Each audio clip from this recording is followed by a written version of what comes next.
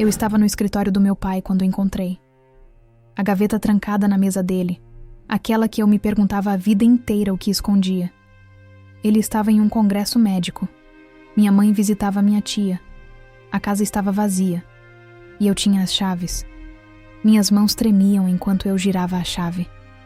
Dentro havia apenas uma pasta, amarela, antiga. O rótulo dizia: Emma, prontuários médicos, privado. Antes de continuarmos, só quero agradecer por você estar aqui. Se você está gostando dessa história, aperte o botão de like e se inscreva para não perder mais histórias como essa. E deixe um comentário dizendo de onde você está assistindo. Agora, vamos continuar. Eu a abri. Dentro havia documentos que eu nunca tinha visto. Avaliações psiquiátricas. De quando eu tinha 8 anos. 9, 10, 11, 12. Páginas e mais páginas descrevendo uma criança perturbada. Uma criança com falsas memórias. Pensamentos delirantes. Possível esquizofrenia. Transtorno dissociativo de identidade. Cada diagnóstico imaginável. Mas não foi isso que fez meu sangue gelar. Foram as anotações nas margens, na caligrafia do meu pai. Aumentar medicação. Sugerir internação se ela continuar falando sobre o porão. É preciso desacreditar qualquer alegação antes que se espalhe. Alegações. Que alegações? Continuei lendo. Encontrei uma carta. Do meu pai para o Dr. Brennan, o psiquiatra que me tratou por anos. Obrigado pela sua contínua discrição em relação ao estado de Emma. Como discutimos, é crucial que suas falsas memórias sejam enquadradas como sintomas de doença mental e não como eventos reais. A medicação deve ajudar a suprimir esses episódios. Se alguém perguntar, devemos apresentar uma frente unida. Emma é uma criança problemática que fabrica histórias para chamar atenção. Nossas reputações dependem disso. Eu li 3 vezes. Minhas mãos tremiam tanto que o papel balançava. Falsas memórias. Não eventos reais. Que eventos? Fui mais fundo na pasta. Encontrei fotografias. De mim, criança. Em um porão que eu não reconheci. Exceto que eu reconheci. Só não conseguia lembrar. Meu rosto naquelas fotos estava vazio, em branco, como o de uma boneca. E então encontrei o diário. Meu diário. De quando eu tinha 7 anos. Eu nem me lembrava de manter um diário, mas lá estava. Capa rosa. Minha caligrafia infantil dentro. Papai me levou ao porão de novo hoje. Ele disse que é o nosso lugar especial. Ele disse para eu não contar para a mamãe. Ele disse que se eu contar, ninguém vai acreditar porque eu sou só uma criança. Ele me deu o remédio que me deixa com sono. Entrada após entrada. Descrevendo coisas que eu nem conseguia processar. Coisas que ele fez. Coisas que ele me fez fazer. Coisas que explicavam tudo. Os pesadelos. O medo. Os ataques de pânico. A sensação de que algo terrível tinha acontecido. Mas eu não conseguia lembrar. Porque ele tinha feito eu não lembrar. A medicação. Não era para doença mental. Era para me fazer esquecer. Para me deixar submissa. Para apagar as evidências do que ele tinha feito. E quando as memórias começaram a voltar mesmo assim, quando meu cérebro de 8 anos tentou me proteger trazendo o trauma à superfície, ele convenceu todos de que eu era louca. Eu tinha 35 anos. Sentada no escritório do meu pai, segurando provas de que minha vida inteira tinha sido uma mentira, que eu não era louca, que eu nunca tinha sido louca, que cada terapeuta, cada medicação, cada internação, cada pessoa que olhou para mim com pena e sussurrou, coitada, tão perturbada, fazia parte do encobrimento dele. Ele roubou minha infância, minha sanidade, minha credibilidade. 27 anos de pessoas achando que eu era doente mental porque ele precisava que acreditassem nisso. Porque se acreditassem que eu era louca, jamais acreditariam no que ele fez comigo. Eu fotografei tudo. Cada documento, cada página do meu diário, cada foto. Depois coloquei tudo de volta exatamente como estava. Tranquei a gaveta, devolvi as chaves ao lugar de sempre e comecei a planejar. Meu pai voltou para casa 2 dias depois. Beijou minha mãe. Perguntou como eu estava. Eu sorri e disse: "Bem, pai. Muito bem." Ele me olhou com cuidado, procurando sinais de um episódio. Era assim que ele chamava. Meus episódios. Qualquer momento em que eu tentava lembrar. Qualquer momento em que questionava algo. Qualquer momento em que dizia sentir que algo estava errado. Era um episódio, um sintoma. Prova de que eu precisava de mais medicação, mais terapia, mais controle. Que bom, querida. Você está tomando sua medicação? Todos os dias, eu menti. Eu tinha parado de tomar 6 meses antes. Contra a orientação médica. Contra todos. Mas algo em mim sabia que eu precisava de uma mente limpa. Precisava lembrar. Mesmo que lembrar doesse. E agora eu sabia por que eu estava certa em parar. Esperei 1 semana. Fiz cópias de tudo. Enviei para 3 advogados diferentes. Um jornalista. Um detetive especializado em casos antigos de abuso. Criei um backup digital e guardei em 5 lugares diferentes. Então convoquei uma reunião de família. Minha mãe. Meu pai.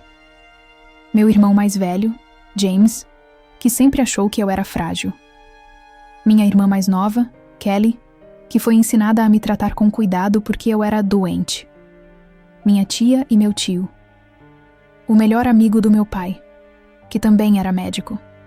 Todos que passaram 27 anos acreditando na narrativa dele. Eles se reuniram na sala de estar, confusos. Meu pai parecia irritado. Ele odiava quando eu chamava a atenção. Sempre arriscava um episódio. "Emma, o que é isso?" perguntou minha mãe. Coloquei a pasta na mesa de centro. Encontrei isso no escritório do papai. O rosto do meu pai ficou branco, depois vermelho. "Você mexeu nos meus arquivos privados?" "Emma, isso é completamente inapropriado. É exatamente o tipo de violação de limites que discutimos na terapia." "Abra", eu disse à minha mãe. "Emma, acho que você precisa se acalmar", disse meu pai. A voz firme, mas os olhos em pânico.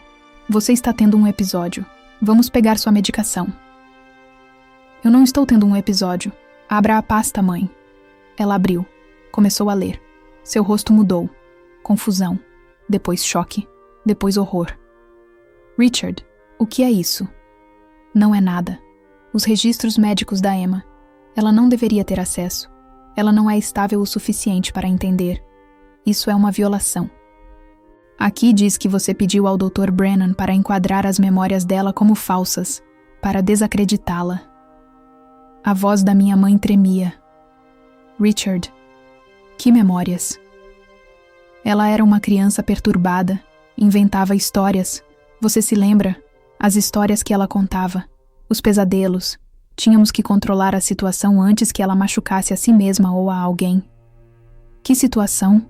perguntou James. Ele segurava o diário. Começou a ler. Seu rosto empalideceu. "Coloque isso de volta", ordenou meu pai, na voz de médico, de autoridade, a voz que fazia as pessoas obedecerem. "Isso é documentação médica privada. Emma é doente mental. Ela é assim desde criança. Isso é um surto psicótico. Precisamos interná-la." "Eu não sou doente mental", eu disse baixinho. "Nunca fui. Você me drogou. Você me fez duvidar da minha própria mente. Convenceu todos de que eu era louca para que eles não acreditassem no que você fez comigo naquele porão. Isso é insano. Emma, escute o que está dizendo. Você está paranoica, delirante. É por isso que precisa de tratamento." "Então explique o diário", eu disse. "Explique as anotações que você escreveu para o Dr. Brennan. Explique por que você precisava desacreditar uma criança de 7 anos. Porque você estava fazendo alegações. Alegações falsas que poderiam destruir nossa família. Me destruir. Eu fiz o que precisava ser feito para nos proteger." A sala ficou em silêncio. Ele admitiu, não o abuso, mas o encobrimento, a medicação forçada, a conspiração. Nos proteger? A voz da minha mãe era quase um sussurro. ou proteger você mesmo. Linda, não seja ingênua. Emma sempre contou histórias perigosas. Se os serviços sociais tivessem se envolvido, se alguém acreditasse nas fantasias dela, teríamos perdido tudo. Nossa reputação, minha carreira, nossa família. Eu fiz a escolha difícil de dar a ela a ajuda de que precisava e controlar a narrativa. A ajuda que eu precisava? Eu ri. A risada soou histérica. Você passou 27 anos convencendo todos de que eu era louca. Você roubou minha infância, minha credibilidade, minha vida. Eu te dei uma vida, uma boa vida, uma vida estável. Em vez de ser a menina cujo pai foi preso, em vez de ser despedaçada pelo sistema, eu te protegi. Você se protegeu. Meu irmão se levantou, ainda segurando o diário, lágrimas escorrendo.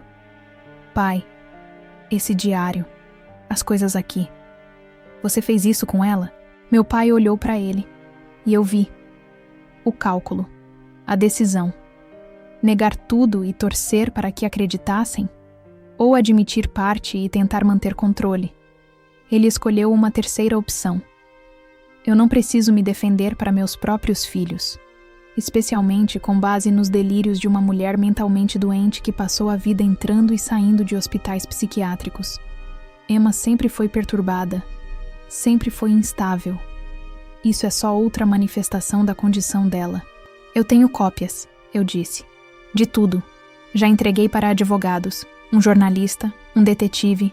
A verdade vai sair, com ou sem sua cooperação.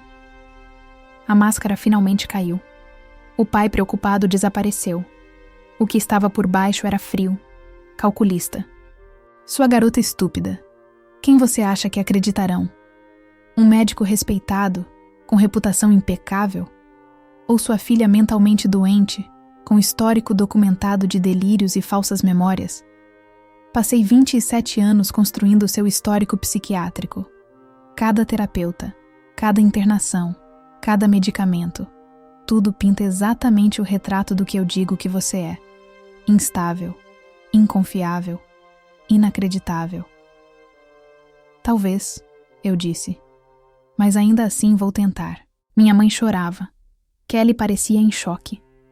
James encarava nosso pai como se o visse pela primeira vez. Linda, disse meu pai, virando-se para minha mãe. Você sabe que Emma sempre foi problemática. Sabe que fizemos tudo por ela. Não deixe que ela destrua esta família com seus delírios. Minha mãe olhou para ele. Depois para mim. Depois de volta para ele. Saia. O quê? Saia desta casa. Agora. Esta é a minha casa. E Emma é minha filha. Saia antes que eu mesma chame a polícia. Ele saiu. Pegou o carro e desapareceu. Depois descobrimos que foi direto para um advogado. Preparar defesa. Instruir colegas. Construir seu caso de que eu era uma mulher perturbada fazendo falsas acusações depois de uma vida de doença mental. A investigação durou 9 meses. O detetive encontrou o porão. Ainda lá, na casa onde morávamos quando eu era criança. Os novos donos permitiram a busca. Encontraram vestígios, evidências. Coisas que não deveriam estar lá se fosse apenas um porão inocente. O Dr. Brennan foi interrogado. Desmoronou sob pressão. Admitiu que meu pai pediu para superprescrever medicação, para apoiar diagnósticos falsos, para colaborar garantindo que ninguém acreditasse em mim. Outras vítimas surgiram. 3 outras crianças às quais meu pai teve acesso por causa de sua prática médica. Seus pais acreditaram quando ele disse que as crianças eram problemáticas, delirantes, precisavam de tratamento psiquiátrico. Ele usou o mesmo método com todas. O julgamento foi um pesadelo. Os advogados dele tentaram me desacreditar exatamente como ele previu. Levantaram cada internação, cada diagnóstico, cada episódio. Me pintaram como uma mulher perturbada com rancor do pai amoroso. Mas as evidências eram fortes. O diário, as fotos, o testemunho das outras vítimas, a admissão do Dr. Brennan, a perícia do porão, o padrão de comportamento. O júri deliberou por 3 dias, culpado, em várias acusações: abuso de menor, conspiração, prescrição ilegal e mais. Ele pegou 22 anos. Meu pai tem 68. Terá 90 quando sair. Se sair vivo, minha família se despedaçou. Minha mãe se divorciou imediatamente. James nunca mais falou comigo desde o julgamento. Preferiu acreditar que meu pai foi vítima de armação, que eu sou louca, que tudo foi um engano. Kelly me visita às vezes. Diz que acredita em mim, mas ainda está magoada por eu ter destruído a família. Perdi amigos, parentes, pessoas que acharam mais fácil acreditar que eu mentia do que aceitar o que ele fez. Os sussurros me seguiram. Ela sempre foi problemática.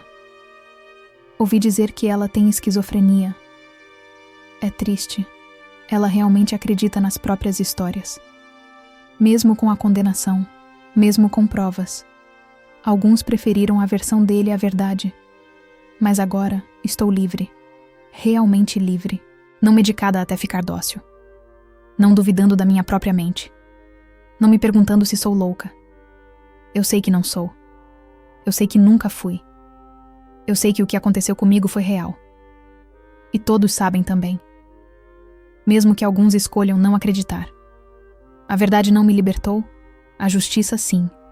E não são a mesma coisa. Tenho 36 anos agora. Estou em terapia de verdade. Lidando com trauma real com uma terapeuta que acredita em mim. Que não acha que sou delirante. Que entende que minha doença mental foi induzida por abuso e medicação.